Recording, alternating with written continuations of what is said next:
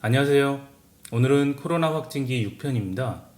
지금 환자의 상태는 다행히 어제보다 조금 좋아졌는데요. 특히 열이 조금 내렸어요. 열이 근데 뭐 갑자기 이제 다 나았다 이 정도로 내린 건 아니고 어저께까지만 해도 101도, 뭐 102도 이 정도까지도 올라간 적이 있고 물론 열이 왔다 갔다 해요 계속. 그랬는데 오늘부터는 99도에서 99.5도 좀 약간 높게 나오면 100도. 그러니까 어제 저녁부터 저녁 한 8시 정도부터 이 정도 됐거든요. 그래서 열은 조금 내렸어요. 열이 조금 내리면서 머리 아픈 거 그러니까 많이 없어졌대요. 머리 아프고 약간 이렇게 그 어지러움증까지는 아니더라도 머리 아파서 머리가 좀 띵하고 뭐 이랬던 거 그런 것들이 지금 좀 많이 없어졌대요. 다행히. 근데 이제 배가 아픈 거랑 배가 이제 그 장이 쿡쿡쿡 쑤신다는 거는 조금 더 어저께는 조금 더 심해졌었대요. 병이 다 나았다라고 얘기할 수는 없지만 그런 느낌 있잖아요. 병이 한 고비가 딱 꺾인 느낌. 그러니까 계속 아프긴 한데 어제랑 비교해도 계속 아프긴 하지만 병이 한 곱이 꺾인 것 같은 그런 지금 느낌이 나서 지금 좀 좋아하고 있어요. 그리고 저희가 이제 여러 가지 확진자 경험자들 분들 이렇게 말이나 뭐 뉴스에 난 것들을 종합해 보니까 그 증상이 아주 심해질 분들은 이렇게 미약한 증상이 나오다가 갑자기 순식간에 좀 악화가 되는 경우가 있는 것 같더라고요. 근데 이제 저희가 증상이 나온 지 시간이 지금 사실은 꽤 됐거든요. 일주일 정도까지도 그 너무 나빠지는 거 없이 진행하는 거 보니까 다행히 더 심한 증상으로 가지는 않을 것 같아서 지금 좀 그나마 저희가 안심하고 있습니다. 저희 와이프가 지금 아프기는 해도 그래도 마음속에 위안이 되는 상황들이 몇 가지가 있는데요. 처음에는 증상이 그렇게 심각하지 않다는 거. 그러니까 많이 아프지만 그 뉴스에서 우리가 접하는 입원하는 그 정도 단계까지는 가지 이제 않을 거라는 생각이 있었고요. 또 하나는 혹시 그런 상황이 될지라도 최악의 경우에는 어쨌든 병원에 가서 치료를 받을 수 있다라는 확신이 있기 때문에 덜 불안한 마음으로 지금 저희가 병을 견디는 것 같아요. 근데 한국에 계신 분들은 약간 이해가 가지 않겠지만 미국이나 지금 기타 외국에서 지금 지내시는 분들은 사실 상당히 불안할 것 같아요. 내가 진짜 응급해서 급해졌을 때 치료를 받는다라는 확신이 없잖아요. 지금 만약에 이탈리아에 지금 만약에 계신 분들이라면 그분들은 사실은 지금 치료를 받을 수 있을지 없을지 확신이 없는 상태가 되는 것 같아요. 그래서 지금 외국에 계신 분들은 지금 걱정이 좀 많으실 것 같아요.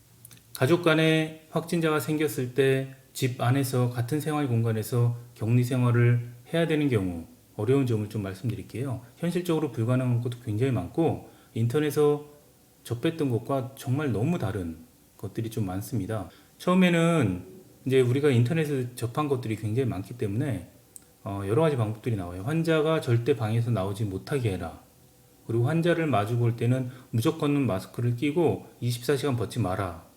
또는 문고리 같은 것서부터 시작해서 환자가 건드릴 수 있는 모든 물건을 소독하고 특히 식기는 끓는 물에 반드시 소독을 하고 빨래는 끓는 물에 이제 같이 세탁을 해라. 따로 절대. 그리고 환자가 거쳐갔던 모든 곳들을 그 크로락스 와이프 같은 걸로 다 소독을 해라. 서부터 시작해서 이제 강력한 이제 전염을 막기 위한 방책들이 이제 인터넷에 많이 나오고 저에게도 많은 조언을 주셨는데 여러 가지 문제가 있습니다. 첫 번째는 확진자가 확진 판정을 받았을 그 당시에 나머지 가족들이 걸렸는지 안 걸렸는지 알 수가 없어요. 왜냐하면 확진자는 이제 어쩌다 보니까 확진 판정을 받았는데 그 확진 판정을 받을 때 한국처럼 하루 내나 이런 식으로 나오는 게 아니라 6일 정도 걸려요. 6일 정도 걸리기 때문에 그 전에 반드시 의심될 만한 상황들이 가족이기 때문에 생겨요. 같은 차를 탔다거나 뭐 예를 들어 같은 테이블에 앉았었다거나 그렇기 때문에 현재 확진자는 증상이 미미하지만 확진이 됐는데 나머지 분들은 확진자인지 아닌지 감을 잡을 수가 없기 때문에 내가 지금 이 확진자를 얼마나 격리 상태를 두어야 되는지 이게 과연 효과가 있는지 처음에 의문이 들어요. 그래서 여러 가지 강력 조치를 취하다가도 이거 지금 좀 다 부질없는 짓이 아닌가라는 마음이 들어서 동력이 좀 많이 떨어집니다. 사실은 저도 좀 그랬고요. 그 다음에 또 하나는 그 격리된 방이 음압 시설이 아니잖아요. 이 방문 틈으로 공기가 다 사실은 새 나와요. 공기가 다 새 나오고 특히 저희 집 같은 경우는 지금 중앙 냉난방 시스템이라 천장 위에 있는 그 배기구에서 따뜻한 바람이나 찬바람이 나오거든요. 그럼 당연히 방 안에 압력이 높아져서 그 방 밑으로 다 새 나오게 돼요. 그러니까 그 방을 사실상 밀봉하기가 거의 불가능합니다. 환자가 접촉할 만한 부분을 이제 그 크로락스 와이프 같은 걸로 다 닦아야 되는데, 문제는 자 이게 지금 저희가 준비했던 거예요. 이게 지금 병원에서 쓰는 건데 저희가 이게 원래 3통 있는 줄 알았더니 2통밖에 없더라고요. 격리 생활 한 열흘 하면서 지금 거의 다 썼어요. 저희가 진짜로 아껴 썼어요. 정말 그냥 문 닦는 거, 그 환자가 잡았던 그 문고리를 닦는 것과 그 다음에 환자가 앉았던 책상, 환자가 앉았던 지나다녔던 바닥 같은 거 닦는 것만으로도 하루에 10장 이상씩 필요해요. 10장이 훨씬 넘어요. 그 이렇게 처음에는 특히 너무 좀 이제 그 생활 수칙에 대해서 얘기 들은 게 있기 때문에 너무 열심히 닦기 때문에 소비량이 엄청납니다. 그래서 문제는 물량이 딸린 상태에서 완벽한 소독이 지금 현재 불가능합니다. 그 환자의 상태도 굉장히 중요하기 때문에 환자가 방 안에만 있으면 안 돼요.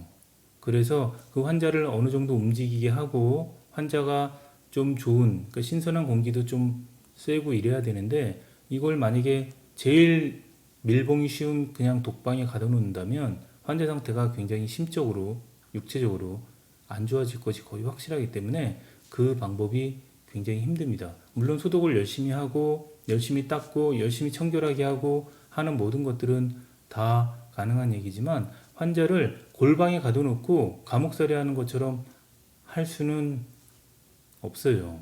이론적으로는 그러니까 이게 전염병이기 때문에 그렇게 해야 된다라고 생각할 수 있겠지만 환자를 돌보는 입장에서는 현실에 딱 닥쳐보시면 이게 불가능하다라는 것을 아시게 될 거예요. 제가 어제 받았던 댓글 중에 제일 안타까웠던 댓글은 환자에게서 병이 옮았다고 하시는 걸 보니까 본인이 의료인이신 것 같아요. 이분이 한 골방에서 지금 한 10일 정도 지내신 것 같아요. 해도 잘 안 들어오는 방에 스스로가, 그러니까 가장 그분이 아마 초창기에 가장 효과적으로 격리할 수 있는 방에 스스로가 들어가셨던 것 같아요. 나머지 이제 가족들을 위해서 그러신 것 같아요. 근데 지금 절망감과 병이 그리고 잘 안 나으시는 것 같아요. 그러니까 되게 병이 난다 해도 굉장히 지금 고통스러워 하시는 것 같아요. 그래서 지금 좀 너무 안타까웠어요. 그래도 저희 집 같은 경우에는 생활 공간을 약간 나눠서 저희 확진자가 거실에 나와서 밖에 이제 조그만 베란다가 있어요. 그 테라스에 잠깐 나가서 이제 운동도 조금 할 수 있고 조금 햇빛도 받을 수 있고 이런 식으로 저희가 지금 공간을 약간 나눠놨는데, 장점과 단점이 있는데 단점은 당연히 감염 위험성이 조금이라도 있는 거고요. 장점으로는 환자가 쾌적한 생활에서 격리 생활을 할 수 있습니다. 지금 저희 와이프가 좀 너무 많이 심각해지지 않는 이유도 약간 그렇게 조금 쾌적한 생활에서 해서 그런 게 아닌가 생각이 됩니다. 가족 간에 확진자가 나왔을 때 격리 생활을 할 때 완벽한 격리는 불가능해요. 지금 우리가 인터넷으로 보고 여러 가지 방법들이 나오지만 막상 확진자가 가족 중에 나와서 다른 가족들이 같은 공간에 생활한다면 제가 보기엔 거의 불가능합니다. 그럼에도 불구하고 저희가 할 수 있는 일이 있는데요. 첫 번째는 그 방을 당연히 다 따로 쓰는 것과요. 그 다음에 수건 이런 모든 거 따로 쓰는 것과 그 다음에 식기를 일회용기를 쓰면 굉장히 좋습니다. 저희도 미처 많이 준비를 하진 못했는데 일회용 컵과 일회용 식기들을 좀 비교적 많이 준비한 편이에요. 그래서 지금 그런 거 사용하고 있고요. 가장 중요한 거는 화장실이 한 개만 있는 집이라면 상황이 좀 더 복잡해져요. 왜냐하면 이제 그 감염자가 화장실을 사용할 때마다 변기 세척을 해야 되거든요. 그렇지만 만약에 화장실이 다행히 2개 이상 있는다라고 하면 화장실을 따로 쓰는 것, 그게 굉장히 중요하고요. 그 다음에 마스크 쓰는 거, 마스크도 저희가 다행히 사태가 일어나기 바로 전에 15개를 구입했는데 5개는 중간에 없어지고 10개를 받았어요. 그래서 저희가 이제 햇빛에 말리면서 쓰고 있는데 마스크를 쓰고, 그러니까 환자가 저희와 접촉하거나 저희가 같이 쓰는 공간에 나갈 때는 반드시 마스크를 쓰고, 저희도 반드시 그 환자와 같은 공간을 조금이라도 쉐어하는 공간이 있다라면 반드시 마스크를 쓰고 다닙니다. 그게 굉장히 좋고요. 그다음에 손 씻는 거. 그 꼭 손 세정제가 아니더라도 비누로만 씻어도 굉장히 효과가 좋다고 하기 때문에 저희도 지금 손은 거의 막 이 손이 다 부르틀 정도로 지금 많이 씻고 있어요. 손, 발, 그다음에 옷 자주 갈아입고요. 그리고 생각보다 아이들이 이 집안 분위기에 영향을 진짜 많이 받더라고요. 저도 저희 아이가 지금 10살인데 뭐 아무것도 모르는 철부지인 줄 알았는데 어른들이 지금 여기에 있어서 말하고 이런 것들을 다 알아들어요. 그리고 대부분 다 이해를 하더라고요. 신기하게. 저희 집 같은 경우에는 저는 원래 겨울이 비수기라 이제 쭉 놀고 있었고요. 일을 별로 안 하고 있었고, 그리고 저희 와이프가 이제 일을 계속 하고 있었는데, 저희 와이프가 이제 그 확진 판정을 이제 받기 전에 검사를 하고 이제 집에 들어와서 격리 생활을 하니까 이제 애가 이제 조금 저한테 우리 집 렌트비가 얼마 정도 나가냐고 물어보더라고요.